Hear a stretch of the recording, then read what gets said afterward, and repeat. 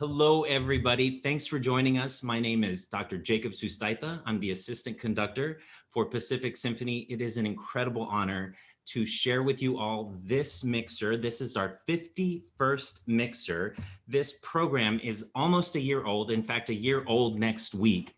So I'm so grateful that I get to do the 51st mixer, and really grateful that today our guest is composer and musician extraordinaire, John Wineglass. John, thank you so much for being with us today. It's a pleasure to be here, Jacob. Thank you for having me. I'm lucky, I think, to call you a colleague and a friend because we spent some time together not too long ago when we worked on your piece. And I think that's what we're going to focus on today. But before we dive in too far, can you tell us a little bit about your background? What got you into music? What got you into composition? And just, tell our audience a little bit about who you are. Well, I started. My mom actually. I used to play piano at my house. I picked it up by ear. My sister played classical piano, and I picked up the Moonlight Sonata, that second movement, by ear. And so she figured, you should probably get some music lessons. And I'm glad that she put me in the orchestra because nothing against my pianist friends out there, but from an early age on, I learned the sound of the orchestra being in the viola section. So I went through several instruments and ended up on the viola. Everybody played violin, and so viola became the main instrument. I usually sat about fourth chair, which is right in front of the oboe, the first oboe, and so to hear the sounds from an early age at 8 and started touring at age 11. I became a student of the orchestra very early on. Wow. Well, I am a violist myself. That's my instrument that I was trained on. So I definitely have, I guess, a soft side of my heart, of my musical heart for other viola players. But then what got you from piano to viola to composition? Yeah. Well, actually, when all my friends were actually auditioning for conservatories, I ended up with tendonitis. Yeah, at 16, everybody's doing auditions. All my friends went to Curtis, New England, Oberlin, and I thought this is a bummer. I thought to myself, when I get old, when I'm 30, this would really suck. Right when I'm 30, right? So there was 9 months I couldn't play. I had to change my technique, change my teacher, and so I thought, well, let me find a field. I was always interested in composition because I would write out little notes when I was in fifth and sixth grade to my cousins and my family who played instruments, and conduct. Not quite like you, of course, but so this world of composing, I really started to get into, and never look back. Wow. From piano, picking it up by ear, to viola, an interesting choice for string instruments, right? It's not the instrument that normally gets a lot of the attention. And then to composition, I imagine, and maybe you could tell us a little bit about how being a viola player. So viola, for those who may not know, viola is typically a supporting voice, right? It's a middle voice, where violins, there's first violin and second violin in orchestras, then comes viola, cello, and bass. So the viola acts as an alto or tenor line often, which is the body of the sound. If the basses are the foundation and the cello, and then the violin typically gets the melodic interest or the top voice, inside is the viola. And did that help shape your ear or your preference as a composer? For sure. When you think of Brahms, when you think of Mozart, the early guys, they wrote very well for the instrument. It's the inner workings, usually doubled with the second violins, the inner workings. It's like the when you look at a texture of something, you look at the fine texture, viola and violin, second violins are in that texture. You either double with the clarinets or something like that. It's this kind of, so it's the inner workings, and that's the thing that kind of got me into the crux of the instrument. When I mean to say instrument, I mean the orchestra, because I think of the orchestra as one instrument, and so with many colors, and so the viola provided an awesome aspect of how to be in that kind of sphere of the orchestra. And so that's why I've always enjoyed it. Yeah, I mean, I'm glad you said that Mozart, Beethoven, so many of the great composers of the classical repertoire, Dvorak, Yes, Shostakovich, Bartok, they either were viola players or right. they wrote for viola, and particularly they wrote for the viola at the end of their life. Yes, Bartok, yes. Shostakovich, so many composers at some point in their life go to the viola. So I guess you have a head start on all that. Right. Yes, yes, yes. So yeah, it provided a great perspective of the orchestra for me. So I imagine, are we going to be getting a viola concerto from you at some point soon, hopefully? Oh, Or Roberto Diaz, we've talked about it. um, good. yeah, I'm writing a bunch of concertos in the next through 2026, but none of them are viola concertos. So Well, we'll wait for it after then. So right. it seems like you're quite busy right now with compositions and commissions. It sounds like you've got a lot on your plate. Yeah. I have I got 4 concertos in front of me through 2026. So, yeah, Wow. uh, So yeah. Mhm. it looks like you're in a home office, in a home studio. Are you in your home studio right now? Yeah, this is a little portable studio where I can do all my work and be close to home, as opposed to Los Angeles. So yeah, I see. So where is home right now? Monterey, California.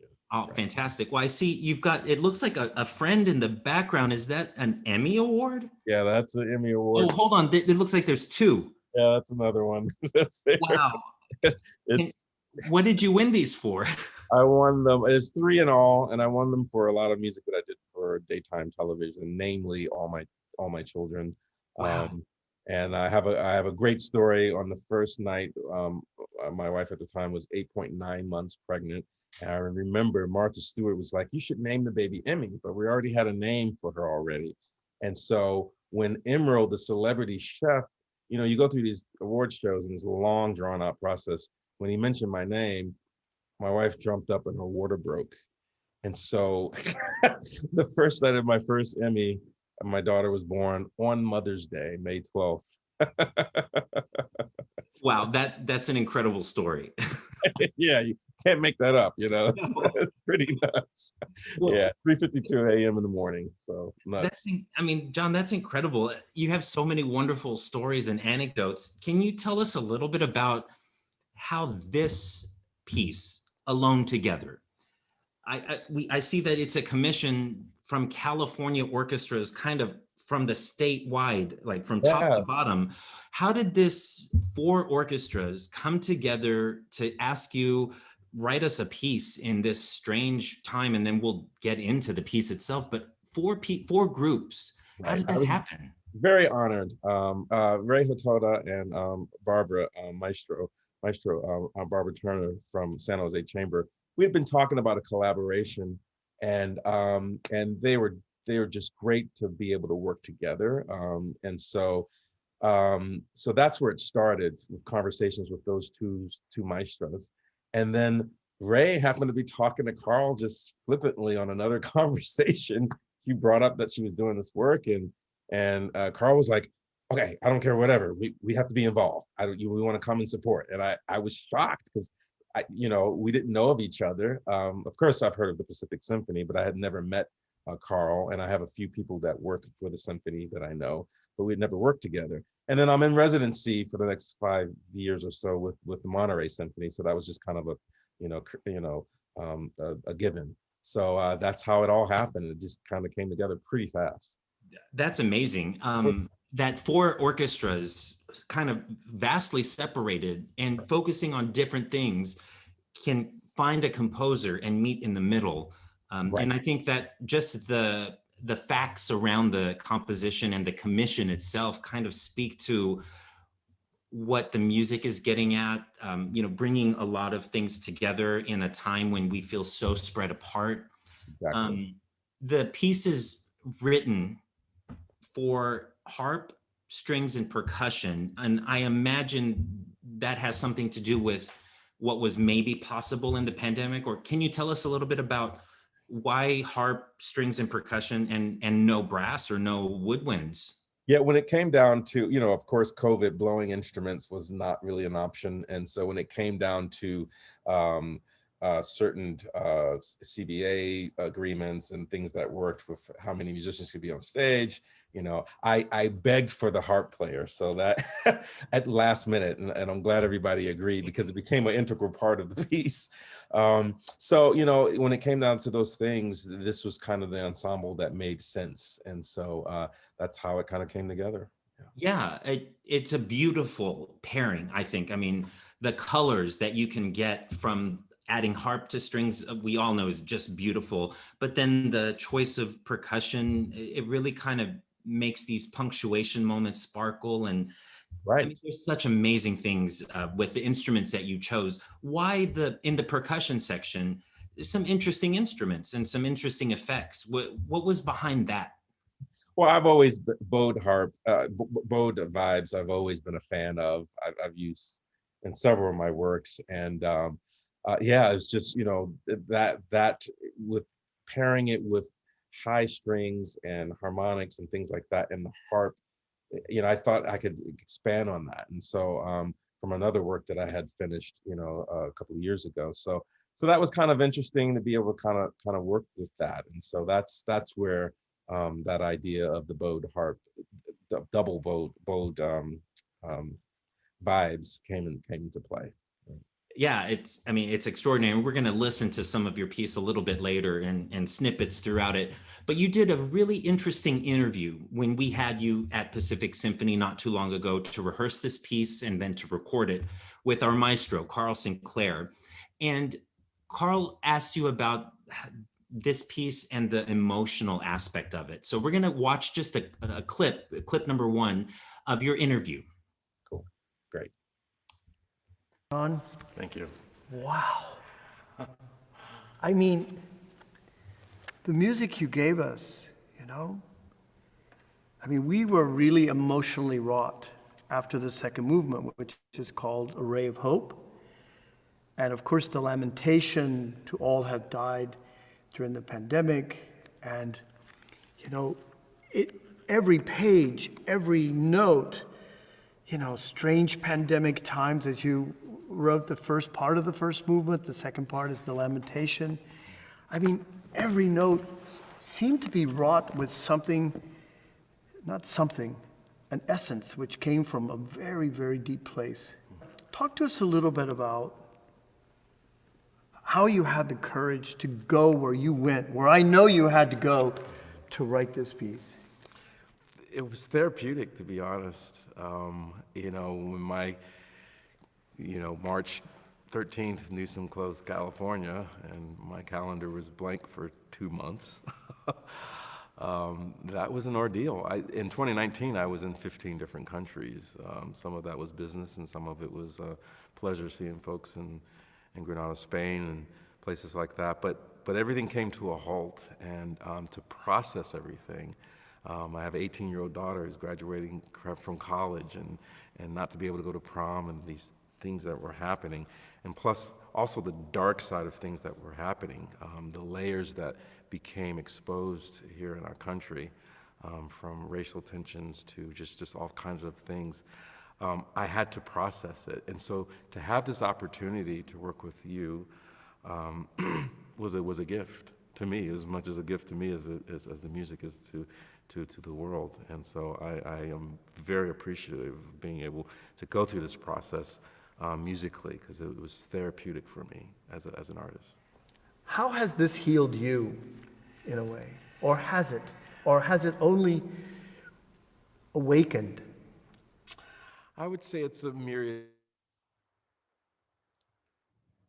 I'm going to pick up where Carl left off and ask you now, because this seemed like so long ago, and it wasn't, that we were rehearsing with you and we recorded this piece.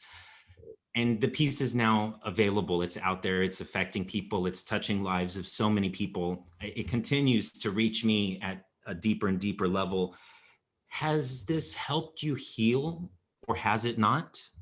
Oh, it's helped me process. Yes, it helped me codify the moment. You know, just to really, um, you know, to put in context what was happening. Again, I say it was a gift to be able to do that through the power of music and to affect so many people. So I'm very grateful and very honored that I had to be able to have an official response to what was happening. I have another piece, Alone, that I wrote for solo violin as well. And so these two pairings were great therapeutic opportunity. I think I would also venture to say it was a healing experience and a therapeutic experience for the orchestra, for Carl, for myself, to have a piece that's committed and dedicated to what's happening right now, what we've all been going through. And it seems like right now is very different right now, literally today, because things are opening. Things are very different than they were a month ago, 2 months ago, and a year ago. The piece is called Alone Together. Why? Well, I mean, it's this kind of thing that I'm always, yes, we had a situation where we're alone, but in this moment, here are 4 organizations coming together to commission this work together. And that's kind of, what I was thinking when I named the piece that, I always wanted to kind of give, yeah, we're alone, but in this we're together. So there's this kind of positive outlook on where we're going, and that we're going to come out of it better. And so that's what I was trying in the title. That's kind of what I was going for. Yeah, so I have to admit that I stole your title, and I did a 3-session series on La Traviata that we did as Pacific Symphony in COVID times, where we had plexiglass walls separating the singers, where the singers were tested multiple times a day for many days, and they couldn't touch. They had to be so far apart. And one of the sessions I did, I borrowed, I should say, your title, but I called my session Alone Together, Together Alone, because we are together making this music, as we'll see on your piece, and we're going to hear some of it in a minute, but we're alone performing it.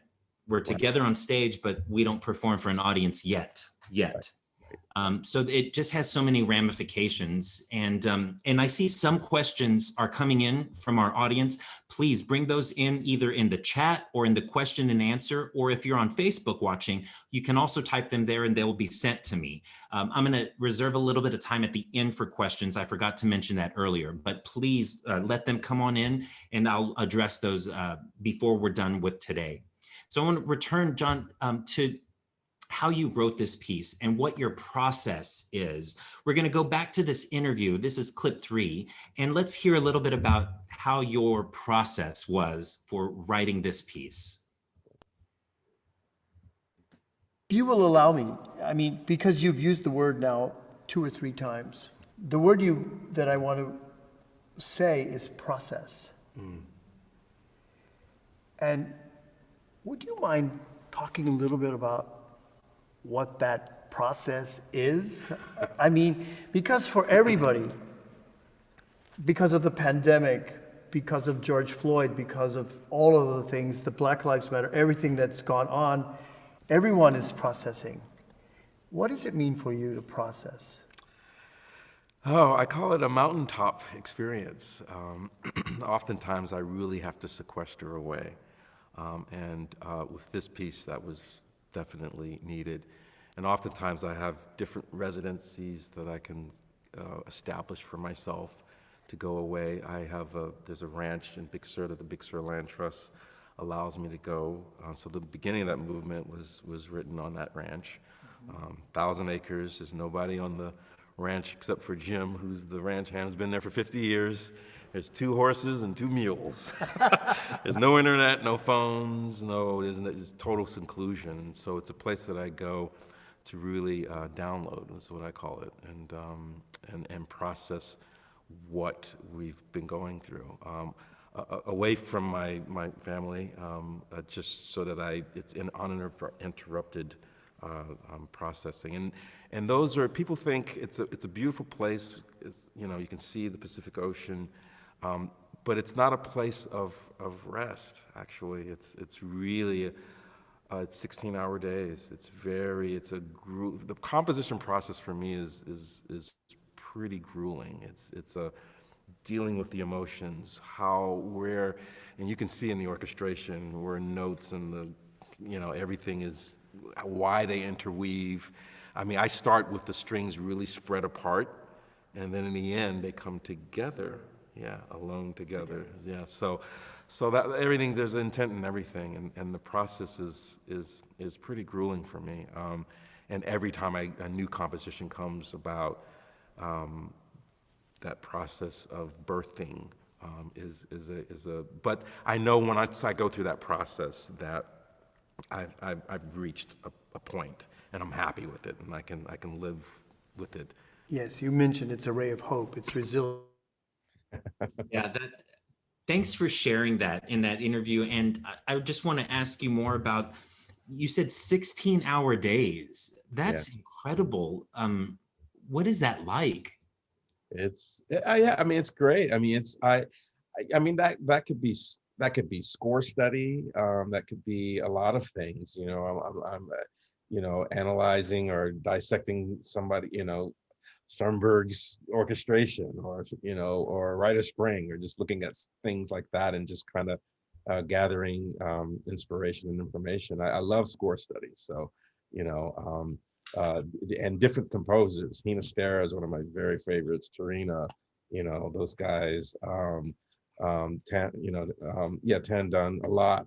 So I score study and just really kind of grappling with orchestration and things of that sort. Inestera, Tandan, I love those folks too.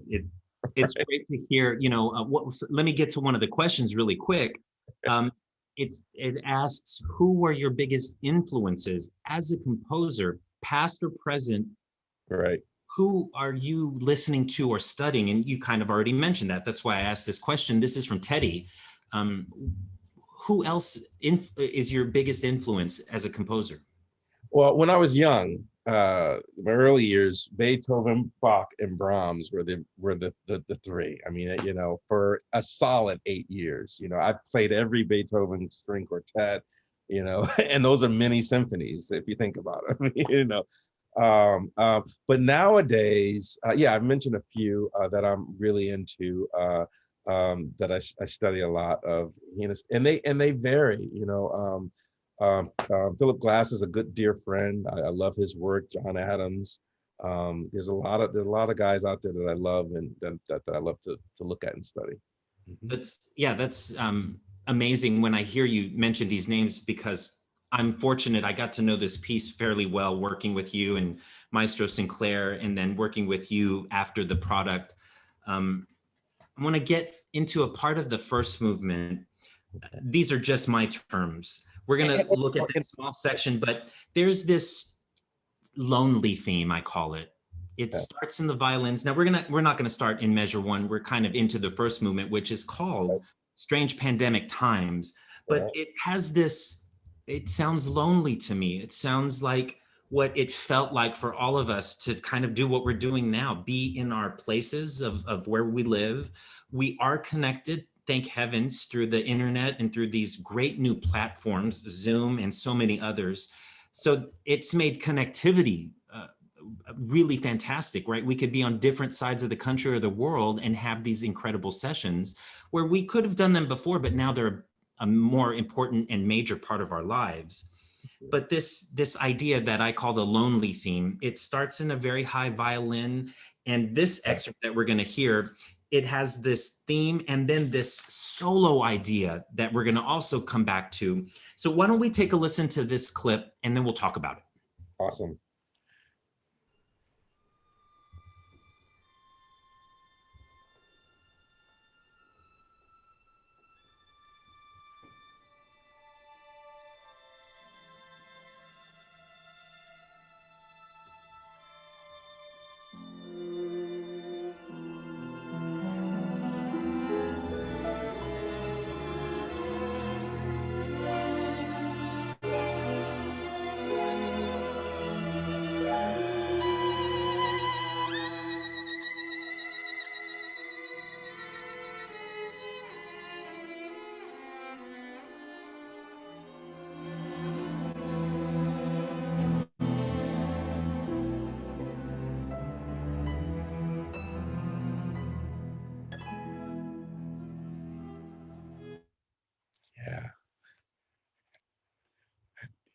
for our audience, I know what we're doing is we're watching part of our YouTube video that is available still on YouTube and on our website. So I encourage you all, if you're interested, please go check this out.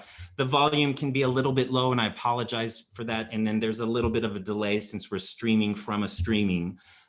So that I just had to say that because it doesn't do justice to the piece, and it's available for everybody. But John, can you talk to us about this? It sounds so delicate and so isolated and so lonely, but then it grows and it seems to have this like conflict just written in the theme itself or the music itself. What was behind this? How did you conceive of this music? Yeah, I one of those other composers that I not failed to mention, well, just didn't mention, was actually, I'm a big fan of Chick Corea. And so when you hear the chordals, there's a sharp 9 chord. There's a lot. I base a lot of the movement off of the sharp 9 chord, which you'll hear in other parts of the work. And so, so as far as the loneliness, it was, again, Daniel did a great job high in the stratosphere there on the violin. Creating these moments where there's single notes or notes that were kind of happening together, but these different layers that I provided in the strings. And if you look at, I'm looking at the score as well, you know, everything's in divisi, so everything's spread out, you know, everything's spread out alone, but together, you know, in that way. And so those are some of the kind of techniques that I like to use, and just kind of have this interweaving between solo instruments and then the ensemble, a solo instrument and then the ensemble, kind of this tug and pull that I was feeling as a person being here, not being able to connect with people anymore. I mean, that was kind of a thing. And so, and I wanted it to be also, I felt like we were in suspended. So I didn't want there to be like, you know, regimented 4/4 timing. I wanted to feel ethereal, kind of like we're just kind of floating in a way where there was no sense of time, because our calendars, I mean, there was like 3 months and my calendar was completely blank. You know, it felt like time was kind of suspended. And, you know, so I wanted this ethereal kind of suspense where there was no sense of time, you know. I see. And it really has that feeling. I guess that's really the best word when I hear it, when I think about playing it, it has this atmosphere that I think just beautifully embodies what it felt like for all of us to be in this crazy time. I want to ask about the solo, and we're going to hear that in 1 second. You write this solo idea for violin. It shows up in the viola. It shows up in the cello solo. It's kind of morphing, right? It's dee da dee da da. It goes up and it goes down, and it doesn't seem to have a tonal center necessarily, although sometimes it does, and then it quickly departs. There's this instability and kind of a desire to find a center, and when you think it might, it slips out of our hand. So why don't we hear this next clip with these solos being highlighted?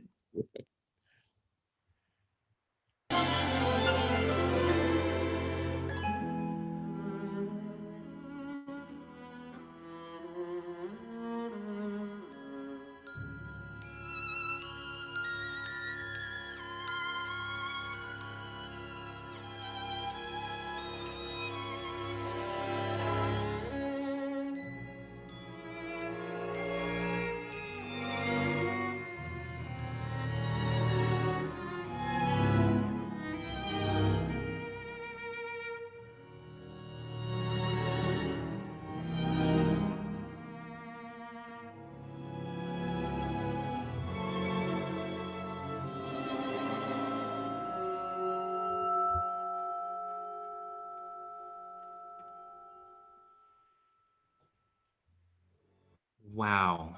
Yeah, yeah. What is that? Tell us about it. Well, These solos. you just described it. I mean, it's not finding it. There's no tonal center. We're kind of going through these, you know, and with the sharp 9 chord, I'm kind of, using chromaticism, not necessarily in a jazz way, but more of in a gospel way, where you're using kind of chordal chromaticism that gets us to one point to another. And so, but I always wanted there to be this, where are we? Okay, I feel we're landing here, but no, we're going this way.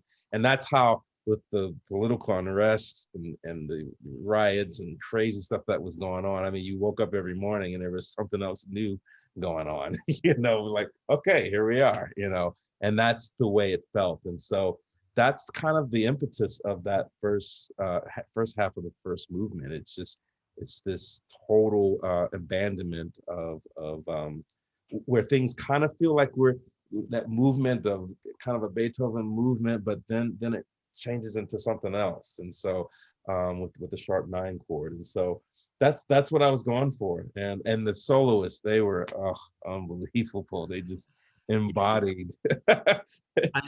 It's great when you write something and then when they play it, it just comes out even, greater than you imagine. It's just great. I know. For me, it was just incredible, not only to hear our incredible principals, but to see this music and then hear it come to life in such a deep way. You felt the commitment from the orchestra. Carl mentioned it earlier in one of the clips from the interview, but this piece, it did a number on us. Rehearsing it was something very special. And then the day that we recorded it, I remember going home and I was just like different. I was affected by it in a good way, but also I didn't know what to say to myself or what to say to my friends. I was communicating with a colleague actually who works at the Symphony, and he said, "Are you okay?" Just because my texts were a little different, a little odd. And I said, I'm actually okay, but I took a picture of your program notes and I sent it to him and I said, "This is what we did tonight." And I had no more words but a tear. And then he and I ended up chatting on the phone until the wee hours of the morning about your piece and about how important it is. I'm going to just comment on some of the notes you put in the program about this first movement. It's called Strange Pandemic Times. And you said, personally, this is what was happening to you. There's this constant shifting in tonality. Sometimes it's no center, sometimes it's atonality. There is a sense that we have no ground to bounce off of. And that's what tonality provides in classical music. And you said, "Give me normal, please." There's glimmers of hope. There's times of possible brilliance, but it's all brought back to dismal reality. Wow. John, can you say more about that? I mean, I don't know if those words kind of sum it up so beautifully, but. And this is why I was glad Carl forced me to talk to the orchestra before the second part of rehearsal. I'm glad he coerced me to do that, because I just basically read these notes, and the performance even changed after the orchestra heard the program notes. I was told, I've never been one to get on stage and do that kind of thing, but he insisted, and I'm so glad, because it totally changed the performance once they heard those words. And I literally took it, this is out of my journal, so it's not even edited. It's just, it's as it was, it's my journal entry at that time. And so, yeah, that's basically, that's all that needs to be said, is just those words. Well, and I want to thank you for, your program notes, which are included in the score. So anybody who gets this piece to play with their ensembles will have this very beautiful program note that is part of it is directly from your journals at this time. And I just want to thank you for, being so vulnerable and willing to put some very personal information and details in this score, in these program notes, about what was going on and what was happening for you personally, and a reflection of the troubled times that we as a country, but we as a world, we as people, humans have seen, not only with the pandemic, but racial disparity. You and I as minorities, can talk about that in even in classical music. But let's get back to this first movement, because I'm sure this will come up as we explore more. That it's broken into two parts. We've been listening to the first part. Then there comes, as Carl was saying, this lamentation. In the score, you say this section is called A Lament for Pandemic Souls. Right. The music changes. Right. That lost, lonely theme, the solos and the very high violins that kind of find themselves and go apart and find themselves and go apart. That music seems to have concluded now, and we're into this lamentation. Tell us about what we're going to hear in the lamentation. Yeah, it's that in a true sense. It's a, you know, in this piece, you know, in the first movement, we kind of deal with the George Floyd pandemic situation. That Bartok pits that's there, that's exemplifying his neck being severed, you know, in a way. That's what that's about. Then we move into the second part of the first movement, and it's you know, it's a lamentation to those 500, 600,000 lives that we lost, people who were alone when they were intubated. They died alone. You know, I have a lot of friends that work in the medical field, and so I had to create something that codified this time, so that we remember, that we do not forget where we were. These were dark times, and I don't, you know, I got people that's like, oh, let's go happy clappy and come out of this thing, and I understand that, and that we do need that, but we also need to remember. That's what memorials are for. And so this second part of this first movement is a memorial to the lives lost. Let's go ahead and hear our next clip from the lamentation.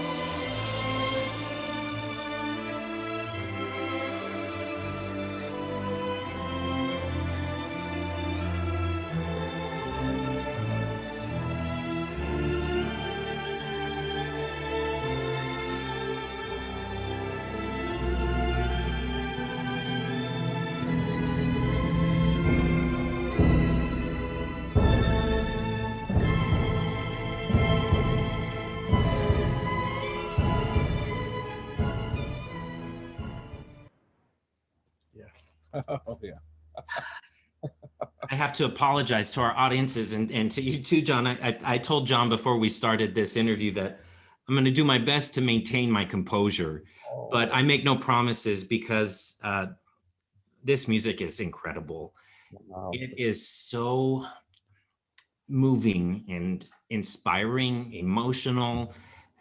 To me, it just says everything I felt and all the struggles I had when this pandemic was going on. You know, I started my job with Pacific Symphony during this pandemic. I moved across the country during this pandemic, and I felt a lot of excitement and joy to start my dream job. But I also felt what you just heard.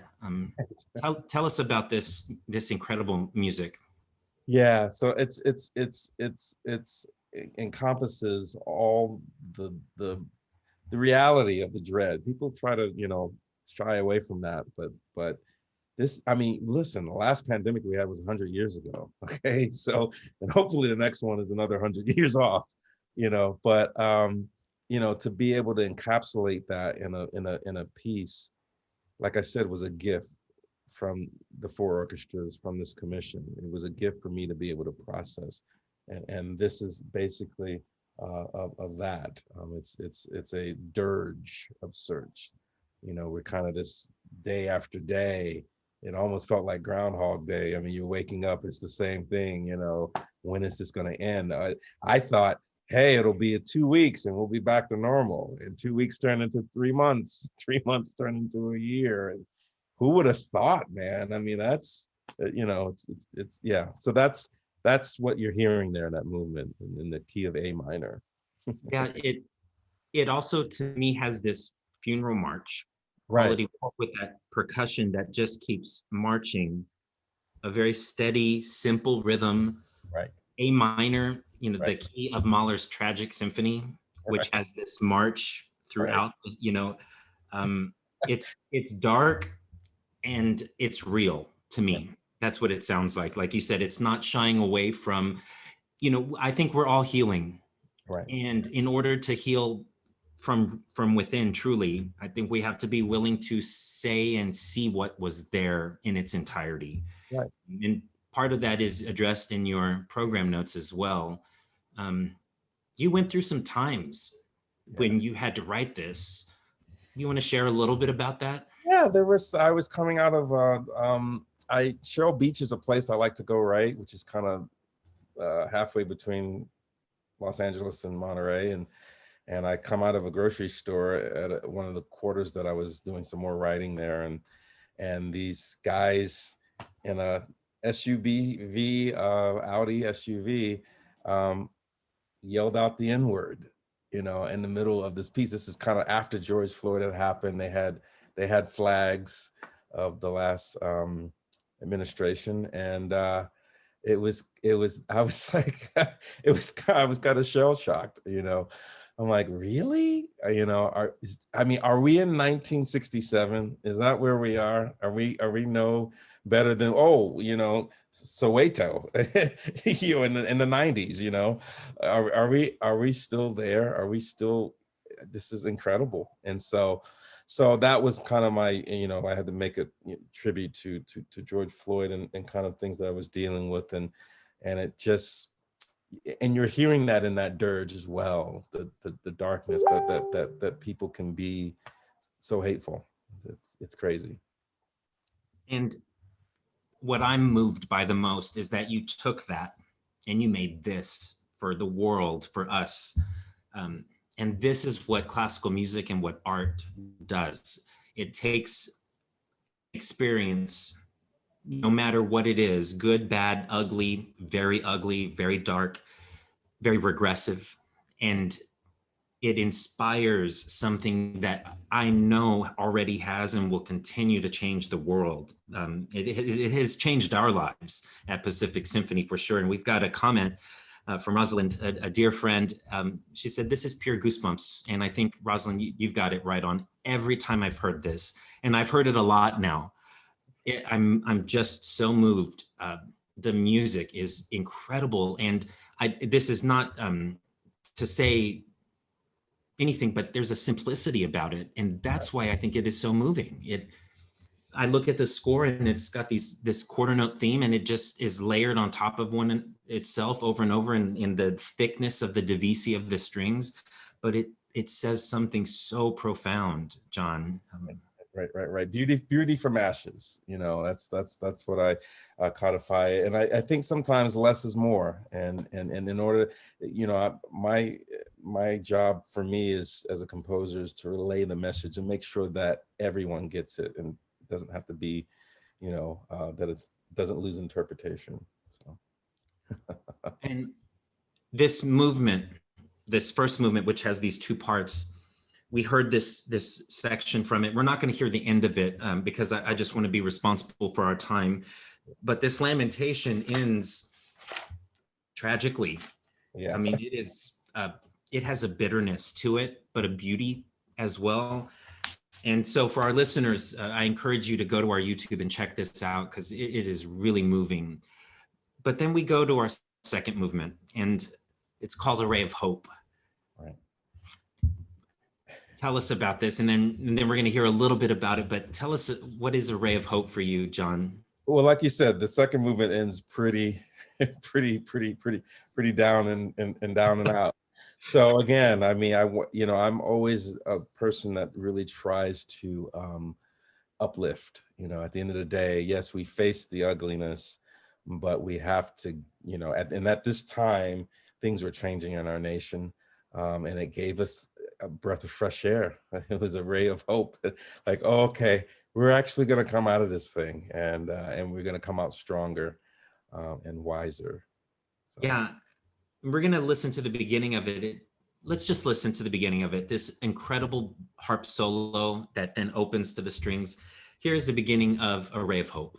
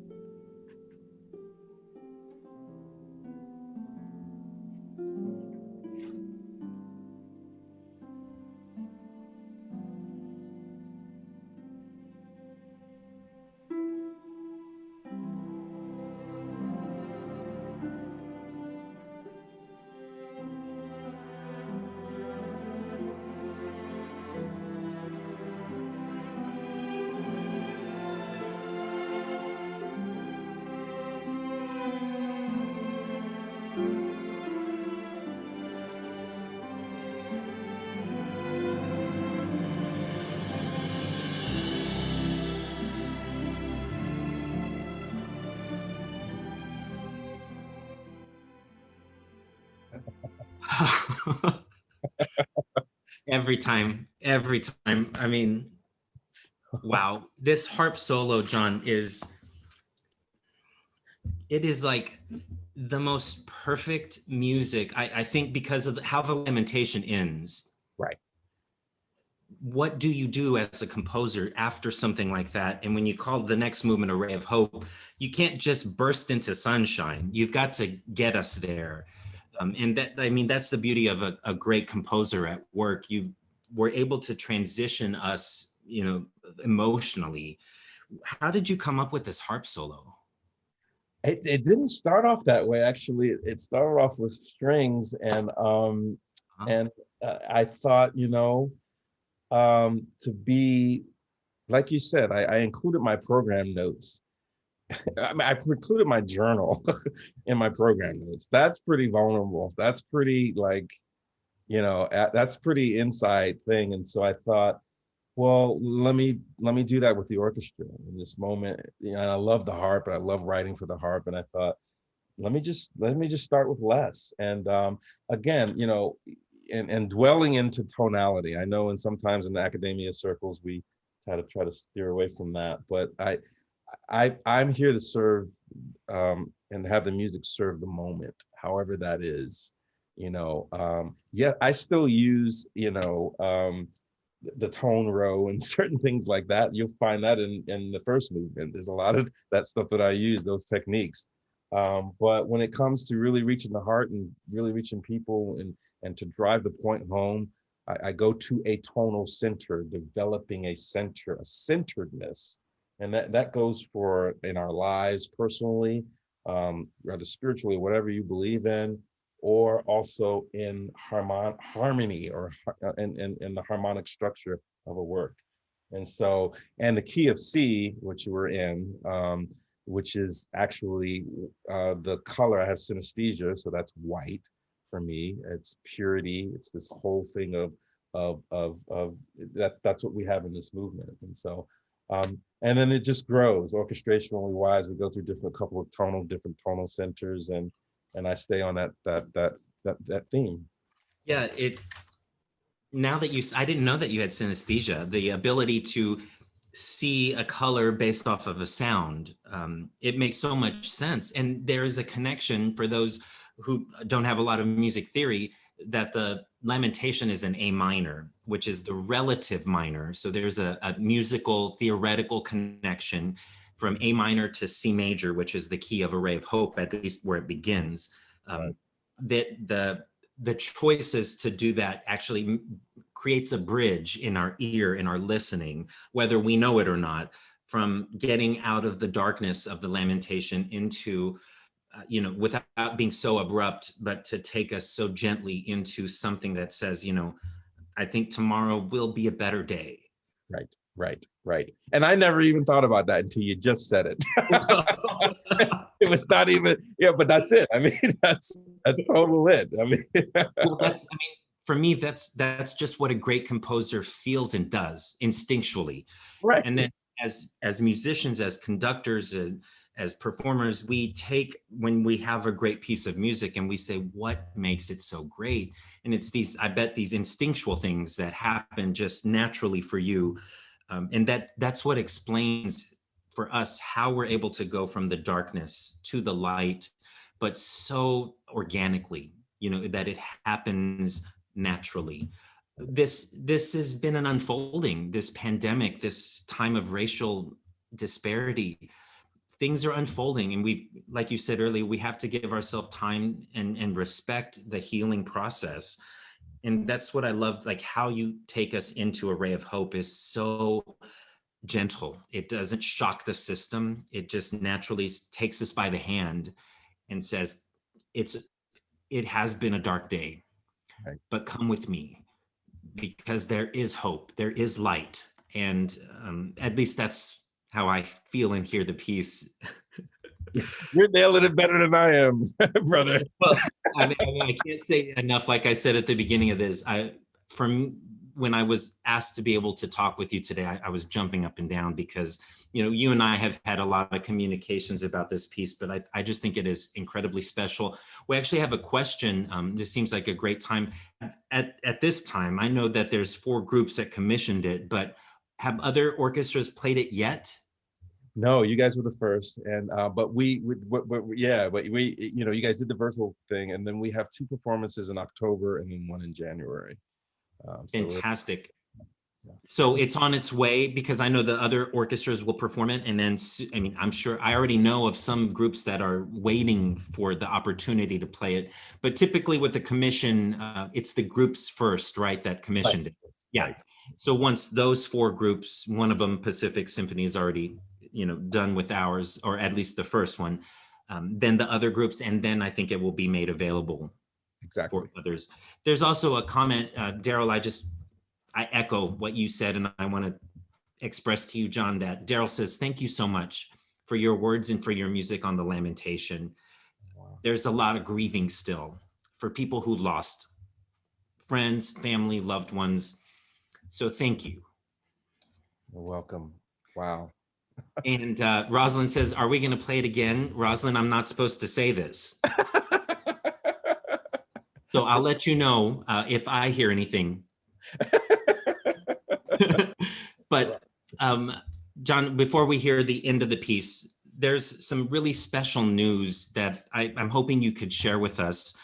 Because of this strange pandemic time that we've lived in, the Library of Congress is doing something really special, and I know they approached you. Can you share with our audience this incredible news from the Library of Congress? Out of the blue, after the virtual premiere, just out of the blue, one of their chief archivists called me and said they wanted to include the piece in their permanent library as a response to the pandemic. I'm like, what? So there's a lot of other artists as well, but this piece will be included along with the score and everything, as and catalog in history as a response to the pandemic. So I'm very deeply honored. I lived in Washington, D.C. I grew up there, and the Library of Congress will have my score and music on file there to share for centuries from now. So that's good.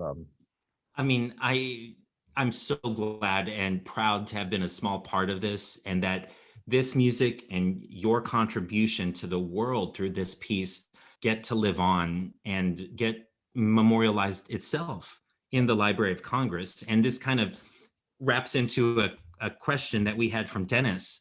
He says, you mentioned dissecting other composers' works. And in doing that, as a composer, is there a danger that you might let these other influences of Philip Glass and John Adams and Beethoven and Brahms influence your style? Or maybe is that the purpose of it, of dissecting their works? That is very, I mean, they have influenced me all my life. Beethoven, Brahms, the way he works with the second violins and violas. And my other works, you'll see it very prominent. And all his string quartets. I played all of the Mozarts, all of the Beethovens. I've played, and so it's undeniably part of my DNA and culture. Now, I do run my scores by people to make sure there's no kind of plagiarism going on, Well, but, I think naturally when we're immersed in the quartets of Brahms or Beethoven, things might creep in and we might, oh yeah, that's right, I did quote that. But there are a lot of compositions that quote other composers out of homage, out of respect. Yeah, definitely. So I don't shy away from that. I love score study. I'm looking at my score right in front of me is Enigma Variations. right now. I got Strauss here. I got, I got all the greats, man. I don't shy away. Well, I'm happy to say you're one of the greats too, my friend. As obvious through this piece, we have just a few minutes left. I want to hear the end of it, but before we end, in case we're out of time, this is about a minute and a half of the last movement, and it is so special and so beautiful. My friend, thank you for letting us into your world and your life through your music. It has forever changed my life, and I know it will continue to change the life of so many people, and to reflect this very interesting year and a half that we've lived through. Thank you for allowing us in. I'm going to let you have some final comments, but why don't we roll our last clip of A Ray of Hope? Thank you.